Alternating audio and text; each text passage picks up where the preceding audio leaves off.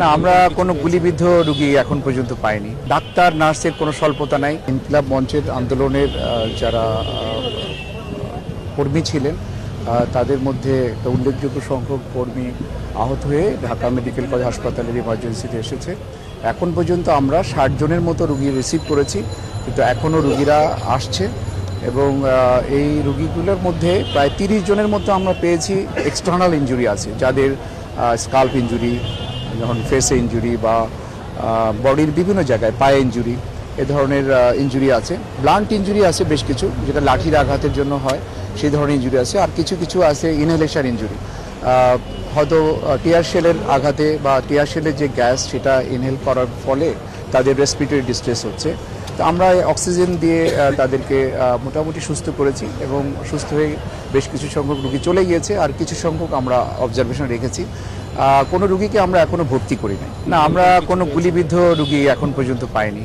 আমরা যেটা পেয়েছি, আমি বললাম যে ব্লান্ট ইনজুরি, মূলত লাঠির আঘাতে যেটা হয়, যে ধরনের ইনজুরি, যেমন একটু আগে যে রুগীটা আসলো মাথায় ইনজুরি নিয়ে বেশ ব্লিডিং হচ্ছে, এটা লাঠির আঘাতে হয়েছে।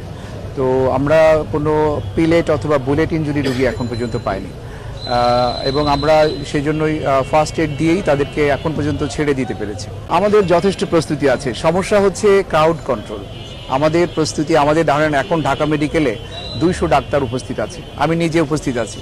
তো আমাদের ডাক্তার নার্সের কোনো স্বল্পতা নাই। সমস্যা হচ্ছে ক্রাউড কন্ট্রোল, এবং আপনি তো জানেন যে ক্রাউড ম্যানেজ করা খুবই ডিফিকাল্ট, কেউ কথা শুনতে চায় না, এটা একটা বড় সমস্যা।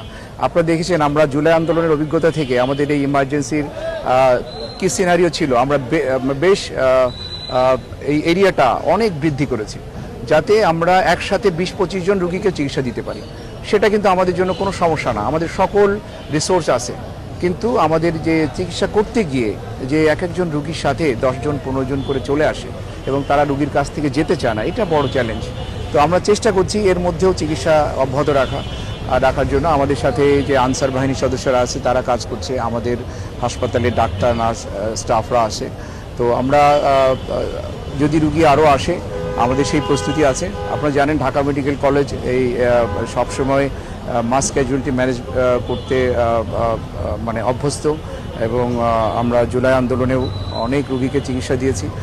সেটা আশা করি কোনো সমস্যা হবে না, এবং আমরা যদি এরকম রুগীর সংখ্যা বৃদ্ধিও পাই, সেটা আমরা ম্যানেজ করতে পারব।